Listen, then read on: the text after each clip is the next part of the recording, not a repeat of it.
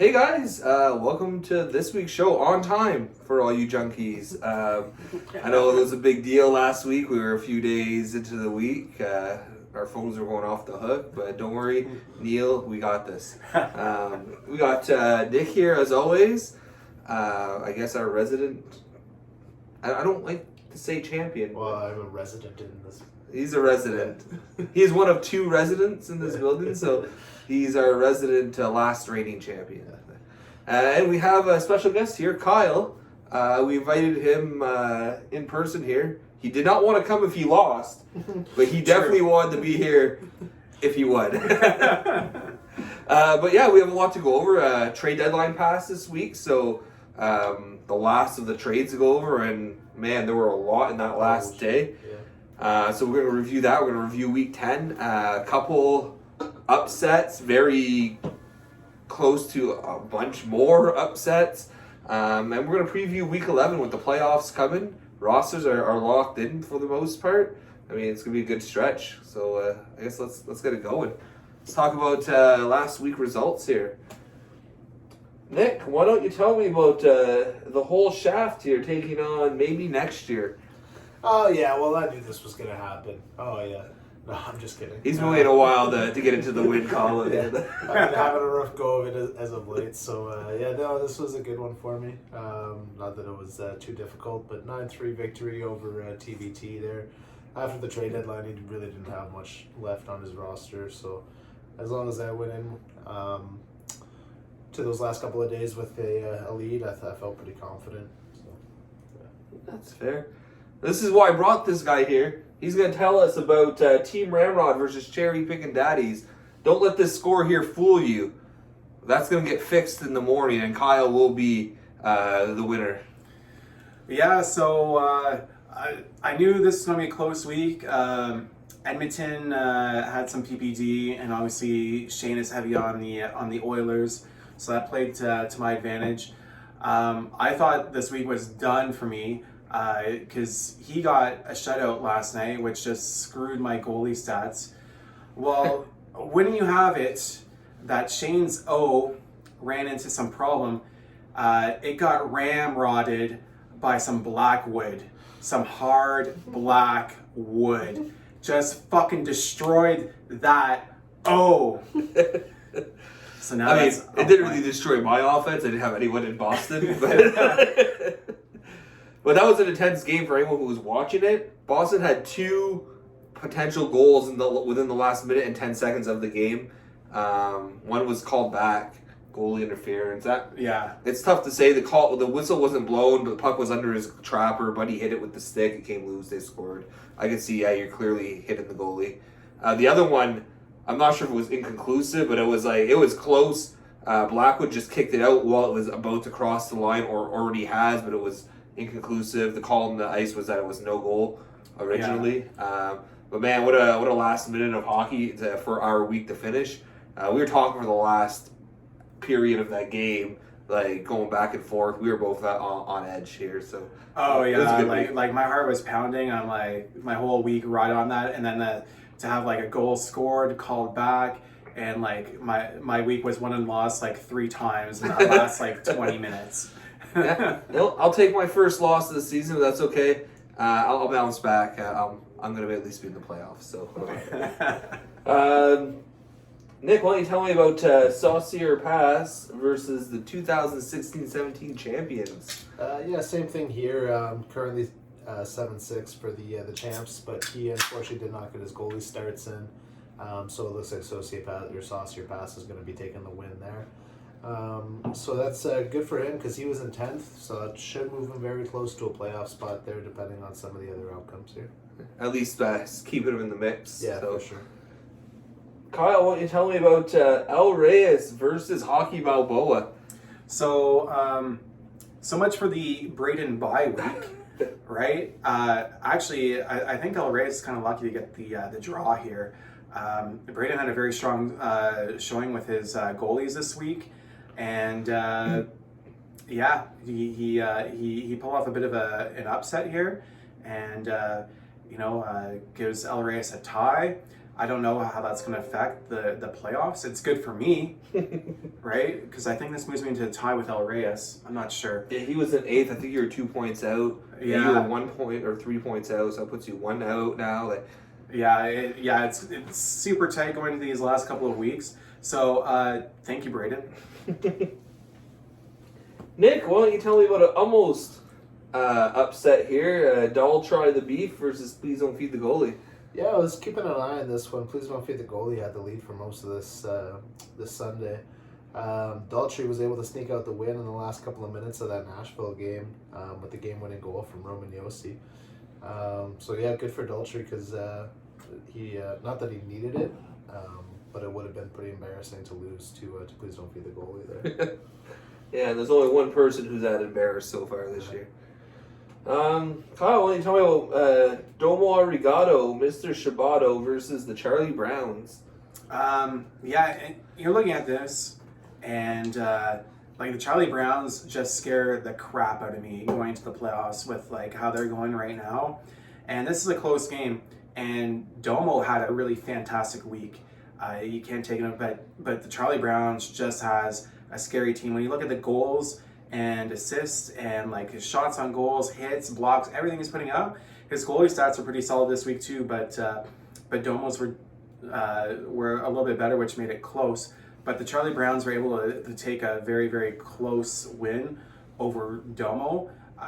But having said that, I know Domo has a couple of hard weeks ahead of him. But I expect that Big Daltrey here is going to make the playoffs. This is a small setback against a very good team. The Charlie Browns and yourself might end up meeting in the final week, both with one loss. Well, yeah, in week 12. Yeah. Sorry, week 12, not the final week. Yeah, both with one loss. It could mean first seed. Could. I would really, really like to see that happen just because the Charlie Browns has one loss on the year, and it's to me. How funny would it be if I sneak in on the 8th seed and play against him, having the tiebreaker? You're like, I gotta win or tie.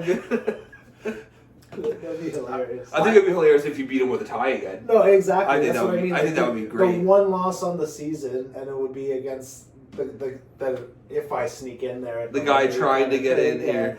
Like, it would just be the one guy he wouldn't want to face, you know? Like. So, the 2016-2017 champ, the year that he won, I played Neil in the first round, and I tied him in the first round. I had the tiebreaker over Neil, and so I advanced to the second round, where I played Derek and lost that year. But that could become a factor for you, because that's the tiebreaker. You know, so we'll see what happens. That'd be amazing. It would be really funny. Yeah, it'd be interesting. One it'd be a good loss talk. on the year. Yeah. And it'd be classic Sean to lose first That's round. exactly what I mean. Dude. Just Charlie Brown just getting. He would have lost last year in the first round. He was on his path. Nick, why don't you tell me about Riding the Plums versus Pacioretty Rumble? Yeah, this was a really good matchup, 4 versus 6. It was pretty tight all week. Kyle Plumidor able to pick up the victory. That's actually going to put him into like 3rd place, I believe. You know what? No, never mind. I was thinking that Daltrey was going to lose, so I was kind of ahead on that. But no, that's actually going to keep him in 4th there. But yeah, good for him. He's having a really good year. I know you hate that. I know, I really do. Kyle, why don't you tell me about your boy here, Suck My Ojik versus Relentless? Yeah, Suck My Ojik is just sucking it up some more this year. Sorry, Neil. I mean, you've pretty much given up on the year anyway, so... But Relentless picks up a victory here. Relentless didn't really put up great numbers this week, but Neil put up worse, so, I mean, yeah, it's all good. Relentless is a threat, though, and, you know, this is another one that's going to solidify his journey into a playoff spot. I know I have Relentless, I think next week or the week after, so I'm going to be watching that closely. I got him myself week 13. Finished the year off with him. Yeah. Well, I guess, yeah. let's go into our predictions here. Let's see how everyone did. So it was pretty similar across the board. Everybody kind of voted the same way in most matchups. In the first matchup, we had 2 people taking TVT against the whole shaft. The whole shaft was victorious there. In the second matchup, everybody taking Ramrod except myself. Finally hit on that bet there. There you go. I love it. Here comes $20. No, it really didn't help my outcome that much. I think I'm still in last in the overall predictions anyway. So He's our expert. yeah. Then we had Sociopaths taking the Everyone picked. taking the landslide victory here. Other side of that, everybody got this one wrong. It ended up being a tie, but most people were taking Aureus there. Charlie Brown's kind of with a long shot taking Balboa and almost hit on it too. Then everybody taking Daltrey to win, and Daltrey coming through for us, so everybody victorious here. Domo was the only one to... Charlie Brown's was the only one to take Domo in this matchup. Charlie Brown's was a little off the board this week there, but still didn't have a terrible week. But Charlie Brown's coming through. He went against himself. He was the only one who went against him. Then we had Patches and Plums was the only split matchup. 4 for Patches, 4 for Plums. And of course Plums coming over the victory there. And then lastly we had Relentless with the clean sweep over Ojic. So a couple of people here this week at 6-2. So we had the Socias and the Kyles at 6-2. Then Ramrod at 5-3, along with Daltrey at 5-3. Then Charlie Brown's at 4-4, and Suck My Ojic at 4-4. So taking a quick peek at the overall total for the season, we see Daltrey is still in the lead here with that 52-28 record, followed closely by Kyle, our guest tonight, the Cherry Pickin' Dons, at 50-30. Everybody else a little bit below that, 45-35, 44-36. You know, but it's really still close going into the last couple of weeks of the season. Well, as we mentioned earlier, it was a trade deadline this week. So it was a really busy day. So we have a lot of trades to review. I hope you guys are ready for this. What was the first one on the list there? Corey sending Ekholm for Myers. Oh yeah, we're gonna have to go to another page. Yeah, they were like... How many were there on trade deadline day? 13? Christ. I think you won't too far that's back. last week. Date.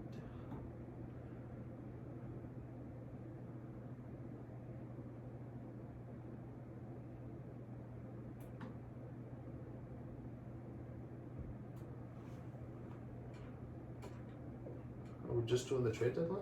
Corey said. Yeah, we did the rest. We did the rest on the Wednesday show. Oh yeah, that is correct. The trade deadline was the 25th? Yeah. The first trade that we did not cover on the show will be the Ekholm for Myers. Yeah, right there. You see it. We talked about the cap for Hoffman, dude. That one's the one that got vetoed. It's in the list later on. Okay. While we're talking about that, guys, vetoing trades, not doing it next year. So get it right on the first time. What if I'm not at my phone? I'm not at my phone. So don't rely on me being there to cancel your accepted trades. Yeah. Yeah. I guess let's talk about trades, Nick. I'll get you to tell me about this one first here. Corey sent Ekholm and Daltrey's 11th and Tyler's 16th over to Daltrey for Myers, Corey's 14th and 18th. Yeah, so Corey making a push there. Daltrey was trying to sell Myers for quite some time. So Corey bought in, going for the 11th and the 16th, getting some grit in Tyler Myers. So. Any comments, Kyle? None. None. No comments. None from this guy. I'm not sure. Like myself, I don't see great value for 2 picks, but if you're making a push, you're making a push. You're trying to just upgrade everywhere. Kyle, why don't you tell me about TBT sending Hoffman on the move again with your 12th over to Corey for Kapanen and Tyler's 11th. Yeah, honestly, I really don't get these trades because I can pick up better people on the wire. So why are we trading like draft picks for this kind of shit? I don't get it. You know, that's me though. And I mean, I'm in 9th place, so like maybe 8th now, but like it's not a bad assessment of Hoffman though. Like he has, I think, 21 points, 22 points. Yeah, he doesn't put up the other categories really. I think in that case you're buying just a guy who's done things in the past. Yeah, I don't see the value in this kind of trade. I'm not knocking you guys for doing it. Maybe you guys have like a specific reason for doing it, which could be specific categories that I'm not tracking. But He's been hot lately. Look at this. Who? Hoffman? No goal, no assist, -1. He was scratched today. Yeah. Zeros and -1. Like that's all he's getting you. Yeah. His minuses. And he was scratched today. He didn't even play. Yeah. They benched him today, healthy scratch. Like, what do you think of the trade? Travis is just doing moves like just to try to improve those last picks that he had, right? So he was just really moving anything for anything. He was moving anything for a pickup grade. Yeah, exactly. As long as it helped him. Yeah. So. But for Corey, Kyle said, there probably could have been some value out there on the wire. I get the the attraction of trade deadline day, but I probably wouldn't have done this deal. Hey Nick, why don't you tell us about other Nick trading LeBlanc, Couturier, Rene, and a 10th over to Derek for Dahan, Savard, Kadri, and Domo's 12. Yeah, this was a big one for Nick to only have to do a 10th on this. I think previously I had offered Kadri for an 11th or something like that. It was like the last pick I had.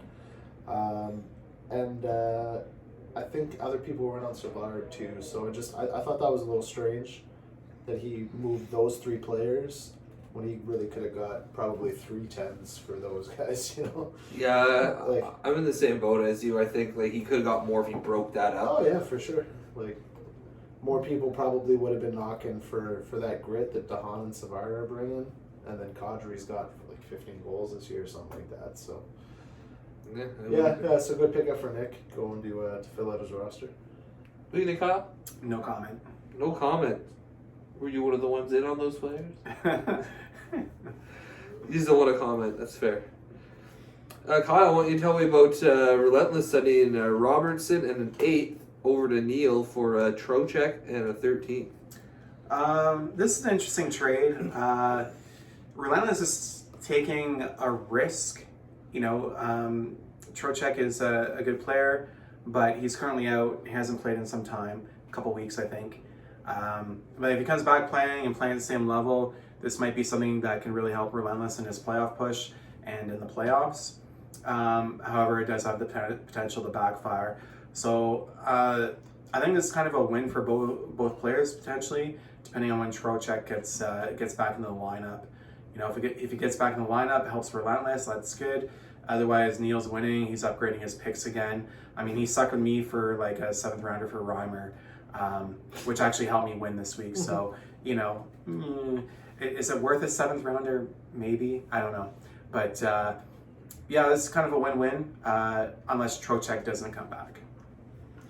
Yeah, for what was out there that day, I feel like he probably could have got somebody who's going to play on a daily basis, who's not going to be often injured for that 8th rounder. But whenever he is healthy, Trocheck's going to put up hits, blocks, goals, power play points. Like, he's a great player. He's just got to be healthy. I guess hopefully for Relentless there that he is healthy. Yeah. Except in week 13, I hope he's down. Nick, why don't you tell me about other Nick again?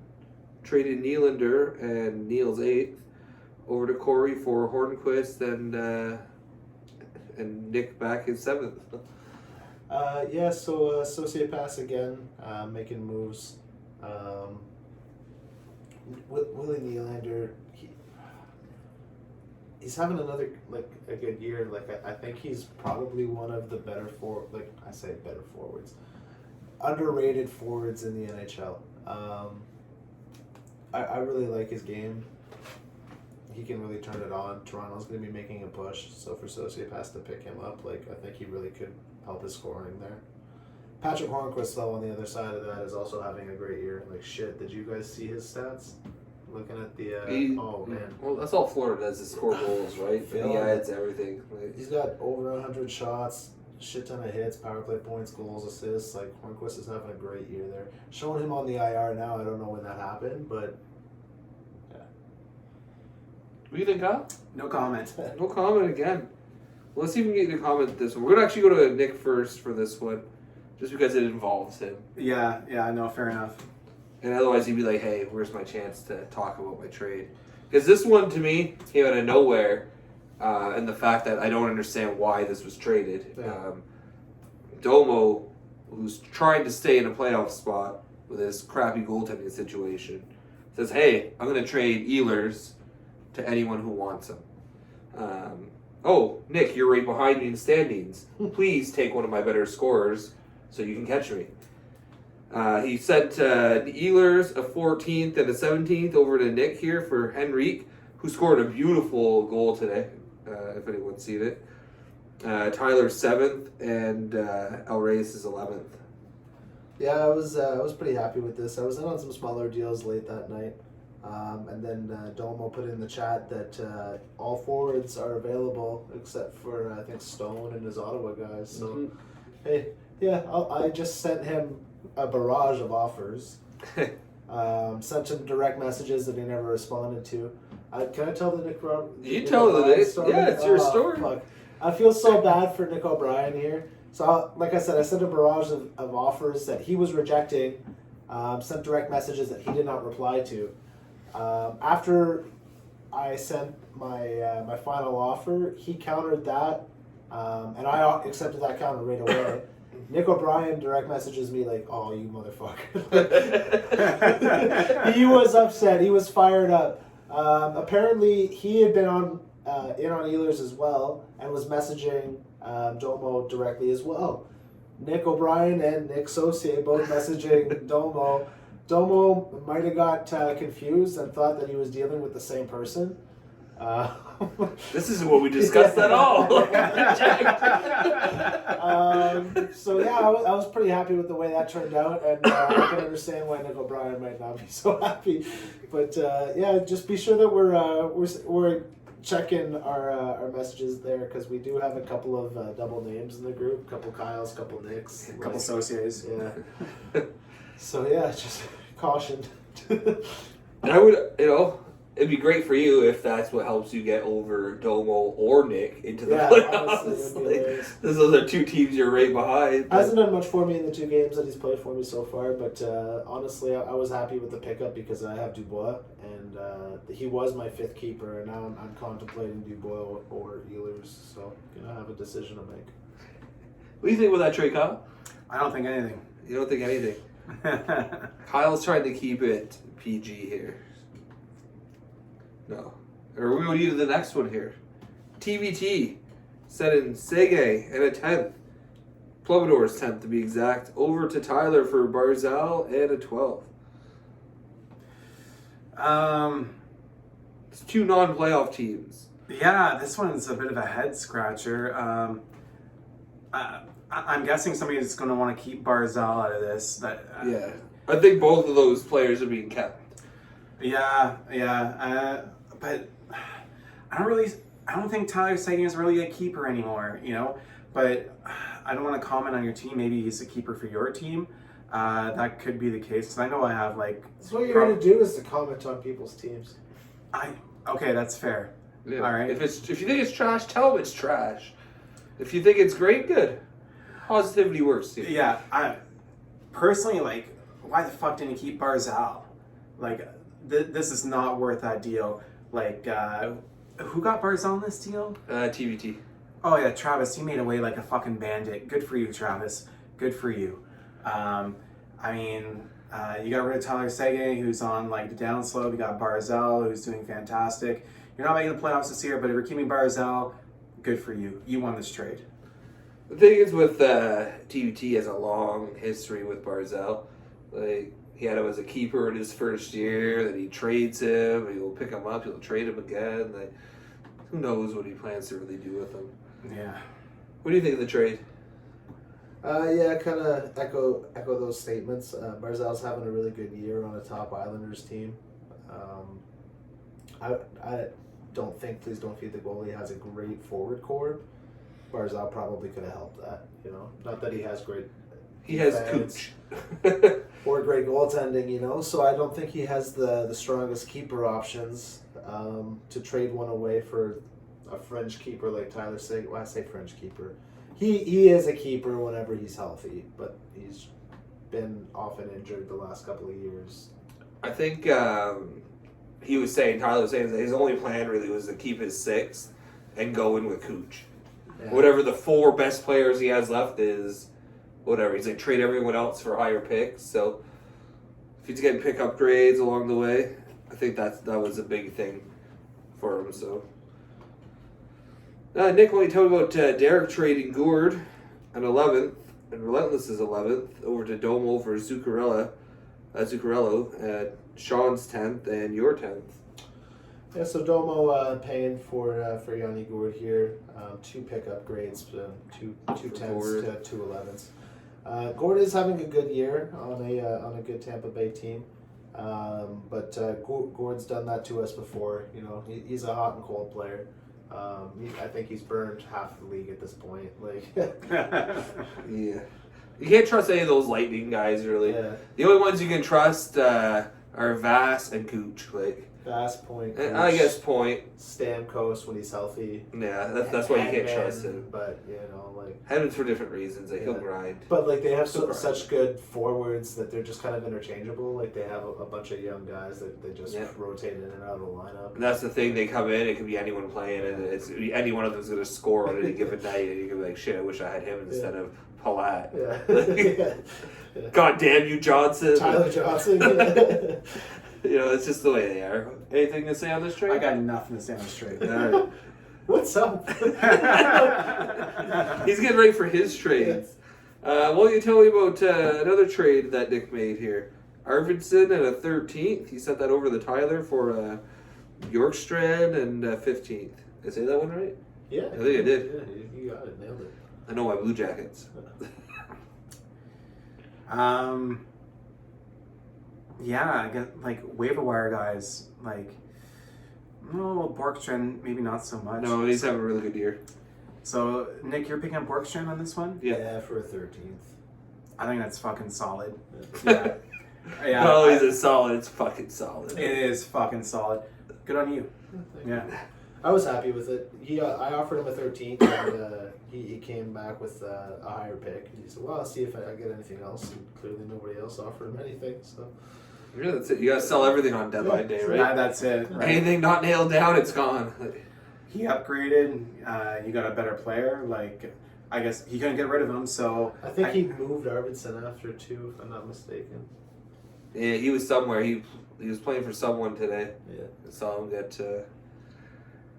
we got...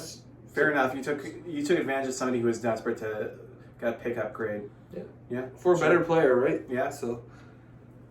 Nick, why don't you tell me about Balboa here? Sent in fucking Wedgwood and Plum's 8th over to Domo because Domo couldn't hold on to the Ottawa 3rd stringer, Gustafsson. He moved them along with Derek's 14th. I don't understand this trade at all. I think I was telling you this the other day. Hockey Balboa is paying an 8th for a 4th string goalie whenever he's not in contention. He didn't need him. He did not need him at all. I see no plans to keep this guy. Like, No. what are you doing? Why? Like, this is just dumb. This is straight up dumb. Like, He does make some bad trades, but it looked like he was turning a leaf lately. But... yeah, exactly. Braden has been banking better trades, but this is just mind-boggling. Why? Feel free to let us know why, Brayden. Well, yeah. We would love to hear the reasoning. You got anything to say on that one? I do. It's serious. Okay, like honestly, this trade is retarded. Can I say that on TV? Yeah. On YouTube? I'm sorry, like I had Wedgwood for half this season. Like he's the kind of guy you pick up on a Sunday to get a start. Why are you giving a fucking 8th rounder for this guy, dude? Well, he moved yeah. Wedgwood with an 8th for Gustafsson. He got the 8th for Gustafsson. Who's played what, like 4 games Yeah. in the NHL? Oh, Jesus. That makes it better, right? It's the same fucking shit. Yeah, it is. Yeah, it's the exact same shit. This makes 0 sense. An 8th rounder is not worth it. Like, to me, your 6th, 7th, 8th, and 9th rounders are fucking key. Maybe your 10th is okay. Beyond 10th, like 11th to 18 are useless. Like, you're going to drop those guys throughout the year, guaranteed. You only really have a chance of keeping like 6, 7, 8, 9, 10, unless one of your later round picks surprises you that season. But the rest of those guys are completely expendable, and to give up an 8th for a goalie who's completely expendable is just mind-boggling. He's so expendable. In a few weeks, he'll be back on the taxi squad. Exactly. I don't get it. I don't know. Like, you're clearly rebuilding. You're stockpiling assets all year. We had too many 8s. And then you go and throw one away on the last day for a guy that probably isn't. He's already an A. See, he's already out of the league. Like, what do you? Why? Here you go. Have an 8th rounder. He probably misread the trade, thinking he was getting the 8th. Maybe, yeah. And if that's the case, good on you, Domo. Yeah. Throwing offers out there. But was it? Like, I don't know. Kyle, I want to hear you tell me about Relentless sending Larkin and Plum's 9th over the Tyler for Horvat and Corey's 13th. This seems like a decent trade with potential to help Relentless out. He gave up a 9th rounder. Is getting not a keeper player, but somebody who's kind of up there, who can help him with his playoff push. So it's a good way for Please Don't Feed the Goalie to upgrade their round picks and Relentless to make that playoff push and make Relentless a threat in the playoffs. So potentially win-win depending how things kind of play out in the next few weeks. I just want this to be a lesson to Tyler. I hope he watches, because I offered a better pick for Horvat several times throughout the season. So to wait on it and then take a lesser pick, like, that's just He was contending. yeah. He was holding. He was holding on until he decided to sell. Yeah, exactly. Nick, what Shots fired. Tyler, shots fired. I smell a rivalry starting here. What do you tell me about Neil sending Campbell, Relentless's 12 over to Corey for Georgiev and 10th, Domo's 10th? It's not a bad trade for Neil, honestly. Like, Georgiev's a pretty good goalie who might get moved, either at the trade deadline or during the summer. So before he has to set his keepers for next year, he might have a starting goalie on his hands there. And the pick upgrade for Jack Campbell. Like, He also has the other Rangers goalie. yeah, So, but he's got the duo right now. yeah. But I'm just saying, like, he might have 2 starters there. Like Georgiev could get moved in the off season. I think he also has Kakinen. He did improve his goaltending. Yeah, he went with all these young goalies, so like Yeah. he has options in the off season, right? Depends what For sure. happens. And Yeah, no, that was a really good trade. So to grab a goalie like that and a pick upgrade for Jack fucking Campbell, like, good for you, Neil. what do you think, Kyle? Yeah, I think it's a good move for Neil for sure. A good move for both people involved.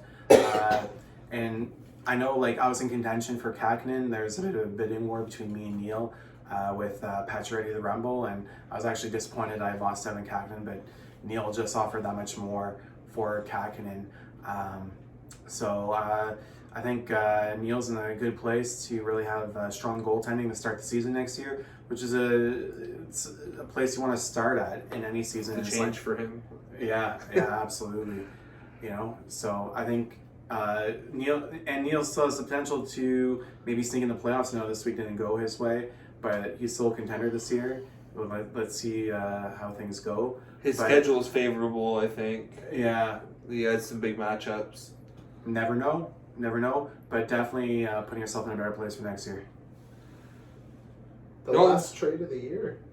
Before we get to that, I just want to touch base on the goalies. We just talk about all these young goalies. Like, it's good to see all these young goalies on the rise. It makes the league interesting, right? If you have one of those borderline goalies, like, how long do you hold on to them? Maybe I go and trade for those younger guys and set like a 3-4 year plan into place, But yeah, last trade of the year. I guess we're starting with you this time, buddy. Plums traded Ryan Miller and about what was 11th over the Neil for Kuznetsov and Relentless's 13th. I mean, like, I saw Miller on the waiver wire today. So, like, I got up early this morning scouring the waiver wire because I wasn't sure how many people you had left to pick for this week. And so there's 2 goalies playing because I go to goaliepost.com and see who's probably playing today. And I saw that, funny enough, that St. Louis, St. Louis's goalie and Anaheim's goalie, they're playing each other, they're both available on the waiver wire today. And I thought about picking up both of them to prevent Shane from picking up a goalie. But it was unnecessary because Shane already uses his 3 waiver wire picks for the week. Would have been a good strategy for you. Like, I know you banked you got the shutout, but yet could have both goalies go in, guarantee a win. Like, yeah, it wouldn't have been a bad strategy that way either. So Miller was one of those, so that clearly didn't work out. He went straight out to the waiver wire, available for pickup. But I think he was still on waiver, so nobody could pick him up and use him today. Yeah, I know. I think he was just dropped yesterday. Yeah, he was just dropped. So clearly this isn't something that worked out. Kuznetsov, I don't really know much. Miller was just a throw-in player on that. Yeah. Miller was just like, hey, I'm moving Miller if anyone wants him. Yeah. Oh, okay. Yeah. That's actually what he posted. It was Plums buying Kuznetsov. Yeah. With the 11th. Was he like injured all year or like? He had a rough start, but he did miss some games due to a bunch of Russians and Washington having to go into protocol. He has been hot as of late. I was actually in on Kuznetsov as well. I was on for. He's been playing well. 12th. Okay. But Neil took the 11. Like, good for him. I wasn't going to go that high. I needed my 11th for another move. But, yeah, I'm not seeing something you couldn't get on the waiver wire here, but maybe it's because he's hot lately. So. And he has potential, right? He's proven that he's been generally a consistent player over the years. So sometimes that name brand is worth it to know that what you're getting, right? If you need some scoring, he can definitely heat up for you. But yeah. He could also just be cold and get you a shot here, a shot there, not too much else. Well, that's it for the trades, guys. It was a lot of trades this year. I'm not going to do the math on how many, but we easily topped 100 trades, I would say, at least. I think Travis maybe like 300. But yeah, it was a great year for trades. It's good for GMs to get to know each other and kind of build those relationships. I don't think anyone really screwed anyone over hard, like purposely at least. Like, it was just hey, you sent me this deal, I'm going to accept. No one like crazily manipulated anyone or anything like that. Yeah, that's like a first ever because it's been. We're growing. Yeah. Are we ever, man? Because there's been some crazy fights over the years over some of these trades. Yeah, but this year has been pretty calm for the most part, which I love seeing as commissioner because then I don't have to get involved. I don't want to babysit. So. Yeah, like people have been at your throat over the years, like, Shane, why are you letting this happen? Like, I'm sorry, where is there? Maybe that's what we have to do, though, is actually create like a list of rules, like bylaws for the league. So that way, hey, this is it. This is the ruling on this. And we could always do that, like, throughout the off season, have some like Zoom meetings or whatever, have a team or a league discussion on what we'd like to see, what we'd like changed. It should always be brought up before the season starts, because I will not change rules mid-season. I hate that. I really hate it because like if we change this, it might benefit someone now, but it could have hurt someone else earlier on in the season. Like they could have maybe benefited from it, and because of that they got losses or whatever the case, right? So I do not like to change things mid-season. But while we have Kyle here, I want him to give you a sales pitch on the trophy of your choice.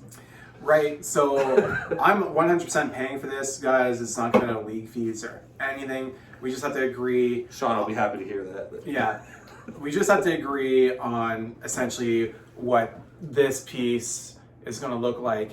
After this week, you know, maybe a golden dick isn't the right move. It might be Blackwood. But we'll see. I also have 3 children. I would proudly still have a phallus in my home, you know. But that's me. You know, I'm not judging anybody. My kids know what a fucking dick is. But whatever, you know. They might be like, Daddy, why is there a fucking dick there? And because Daddy has some work to do. Yeah. Daddy's a terrible GM. But I have no plans of ever having that in my house. You know, so that's why I'm comfortable with it being a golden tick, because I know it's going to your house, not mine. Travis, are you comfortable? Because you seem to be last. And Travis, you have no kids anyway, so it's all good. It's all good. It doesn't matter what color it is, like Yeah. as long as it's phallic and embarrassing, like That's it. So I think, you know, we need to have a discussion about what it is, but it does need to be a little bit embarrassing, whatever it may be. Definitely has to. Yeah, it has to have your name on it. It's an embarrassing trophy. It's supposed to be embarrassing. It doesn't necessarily have to be a golden fucking dick. But, yeah. But you got to be embarrassed to be seen with it, so that's the point. Yeah. That will help you avoid getting last place. Plus, draft lottery seems to be like a very popular thing, so I no one's spoken up against it, so I think that's going to pass, that we're going to do a draft lottery. Now it's just about getting the details around it. So anything that prevents tanking is okay with me. Because phallic trophies and draft lotteries, sounds like a good time. I think maybe we could have like a design committee or something. Maybe. What about the design contest? Yeah. You know, everyone submits what they feel and the league votes. Yeah, and you know, something that may be more appropriate for some of you who do not want to explain what a penis is in your house. Whatever, I don't care. But A golden vagina. Yeah. Because you're a big pussy. But maybe a committee or a contest or something. We'll push something forward, and you know, we'll do some tasteful art for you guess. I guess we got a big week coming up, so let's start talking about that. We got some good matchups. Nick, you got in for a tough ride this week. You want to tell me about the whole shaft versus the 2016-17 champions? I don't think it's going to be that tough. I'm going to take myself in this matchup. Yeah, short and sweet. Yeah, I'm going to echo that. I got the whole shaft taking this one. Although Derek's been kind of challenging the last couple weeks. He's put up some really close matches. He's not to be taken lightly, even though his record suggests he should be taken lightly. But definitely whole shaft. Going to put himself right into playoff contention, 500 record after next week. And it's going to be an interesting ride towards the end. So I'm still picking Derek because that's what I said. But Derek, I'm going to be on you. You told me. I know he has some stuff going on in his personal life right now. So he said if you ever notice that his lineup's not set, I'm just going to message him and he'll set it. So I'm going to be on you. I'm going to hold you to that this week. Oh, did he tell you that? Yeah. He did. I could show you the message. Because it was a concern that this week a few times that his lineup was not set. So we did... I did reach out to him. He's not feeling too great. So he just said, message me and I'll set it. What probably happens after we made some trades, everything got messed up and he never filled those slots. He's probably going to lose, but I'm going to pick Derek. Nick, why don't you tell me about Team Ramrod versus El Reyes? I'm going to stick with it as well. El Reyes. I don't think he's going to lose. I like how you go against me, but you still say that I'm going to win. So. Well, I mean, you're playing Derek. Like, But I don't believe in Derek that much. Yeah, so I have El Reyes in this one. Yeah, I got Team Ramrod. I picked him every single week. I picked him to beat me last week. That was a mistake. But yeah, gotta go with Ramrod. This will be a close week, though. I feel this is going to be a 7-6 game. You know, El Reyes is not to be taken lightly. It's going to be close. But Ramrod. I'm going to echo that. Ramrod. Just because. Ramrod. I need a bounce back week here going into week 12 next week against Charlie Brown's there. I need a good victory. Unfortunately, I have to take it out on El Reyes this week. I still like the guy, but we're not friends this week. Nick, why don't you tell me about Patch Rumble versus Cherry Pickin' Daddy? Yeah, this one's going to be interesting. I think Kyle might actually jump into 8th with this victory. I'm not sure. And then Patch Ready to Rumble stay in there at least at 6. Probably in a tie or maybe even dropping. I don't even know. Well, he will lost get this a- week. Yeah, so exactly. we're going to be tied. I don't know who has a tiebreaker there. Yeah, that's what I mean. But you'll So, have 8th yeah. over El Reyes because you have more wins. Oh, okay. So, yeah. So it'll be like a 6 versus 7 match, I think. This is going to be very close, very interesting matchup. Huge implications. Yeah, for sure, especially for me. Like I don't care who wins this week, but I'm going to be rooting against the loser for the following 2 weeks. So, if you lose this week and then win next week, that really sucks for me. But if you go on a losing streak, that's great. But who's your pick? I'm going to take Patches in this Patchy. one. Yeah. There's no faith in you. What do you think? Yeah, so I'm not the kind of guy who takes my team just because, like, oh, it's my team. I'm gonna win. I pick against my team like often. So No pressure that way. yeah. Well, I knew I would lose. Like, well, it's a separate thing. It's $20, That's right. and I'm trying to pick the best. don't who play I with your think- heart. I'm not playing with my heart here. That's why I'm in second place, I guess, in terms of picking. You know, I'm a good analyst, I guess. This is going to be a close week. It's going to be difficult to see how this is going to turn out. But I have to believe in my team to make that playoff push and to push ahead because we're in a tie right now. I'm going to pick myself to beat Patches, but it's going to be very close. So don't make picks out of spite. Is that why I'm in last? Yeah, No. I believe so. Just because every guest that I hate, I pick against them. Like, You know, I think this is going to be a really close one, and I honestly don't know which way it's going to come. So I'm just going to go with the tie. Fair enough. I think it might. calling the tie. I think it very well could end up a tie between these two guys. That wouldn't be the So worst thing in the world, but it'd be good for you. Well, I mean, both of them getting points would still suck. We'll get 1 point though. It's better than One of them getting 2 points. I don't know. Yeah. it evens your odds. I don't know. It's tough to say. What did you tell me about Adultery versus Relentless? Another big match. This is going to be another good one here. I'm not sure where Relentless is going to be sitting after this week. Probably about 5th. Close to it. Adultery, I think, is probably going to hold a 3rd after his narrow win there. I'm going to take Adultery in this one, but I think it's going to be a very interesting matchup, and probably, I'm going to say, a semi-final matchup preview. Ooh. Yeah. What do you think? Every time I pick against Daltrey, he wins. You know, so Relentless had a pretty weak week this week, and I think that's going to be a continuing trend. And I'm saying that because I'm playing Relentless not this week but next week, so I'm going to hope it continues. So I'm going to pick Daltrey this week. I'm not saying that with a lot of confidence because Relentless has a very good team, but yeah, I'm going to go with Daltrey. I'm going to go against Adultery this week. I just find those Florida boys are unpredictable. They're going to come out and they're not going to prevent a lot of goals, but man, are they going to score a lot. So, we just have Gibson, but that's all right. I'm still going to go with Relentless. I think what's going to come down to is will Colorado have better matchups than Florida this week? You know. Nick, why don't you tell me about Shabato here, Domo versus Travis. Domo. Travis doesn't have much left on his roster after making his big moves, so Domo's probably going to take this one. I echo that, Domo. Yeah, I can't argue that. I don't even want to spend time arguing it. Hockey Balboa versus Right in the Plums. Same thing, right in the Plums. Hockey Balboa doesn't have a whole lot left on that roster. Oh, even though he did give El Reyes a good run this week, I think Right in the Plums is going to walk him next week. Yeah, Brandon Plum's just going to destroy him. We joke and call it the Braden bye week, but you got a tie this week, so, yeah.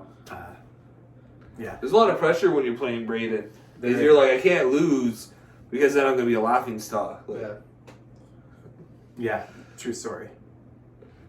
I'm going to echo that, though. Plum's going to take it. Shouldn't be too hard. Next matchup, Tyler versus Neil. Who cares? Like, Neil? Well, you should because Neil's kind of in it still. Neil. Yeah, go with Neil here. Neil's 4-6, but after this week, it'll be 5-6, and still a bit of an outside threat to that last playoff spot. Yeah, I'm gonna agree. Neil, I just don't think Tyler has anything left. So, last matchup: Charlie Browns versus Saucy or Pass. This one will be interesting.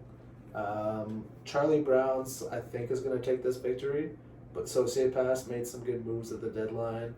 Made some questionable ones, made some good ones, but I think he's really going to push him pretty hard this week. But ultimately, Charlie Brown's going to take the victory. Charlie Brown's powerhouse, no question here. Yeah. I'm gonna pick Charlie Browns. I want to see him at 9-1 there, or 10-1. 10-1. 10-1 in week 12. No, that's it, guys. Like the playoff race is getting tight. Yeah. I wish we had the standings. We don't. It's just we don't want to do math right now. Yeah, Like, it fuck won't that. update for another 3 hours, so... Yeah. So just check the standings on your own. Don't be lazy. Fuck. Yeah. But thanks for watching, guys. Next week's gonna be even more exciting. We're getting down to that playoff race here, and we're gonna see teams start dropping out. I don't think you'll see teams dropping out though until end of week 12. But even then, I think there's gonna be like 3-4 teams in the last day we'll probably about 3 teams on the last day that'll be in it and then lose their hope in the last day of the season. So I don't know. I'm looking forward to watching that. I don't know if anyone's up. We're going into like code something, eh? Code red. Oh man. I was gonna say let's go get some beer and wings and watch some hockey. Probably not going to happen. Let's not do that, unfortunately. But good luck this week, everyone. Thanks for joining us, Nick. As always, Kyle, back in Canada, ready to rock, and starts off with a big win. Fuck that guy. No. Good luck, guys, this week, and hopefully we'll see you in the playoffs.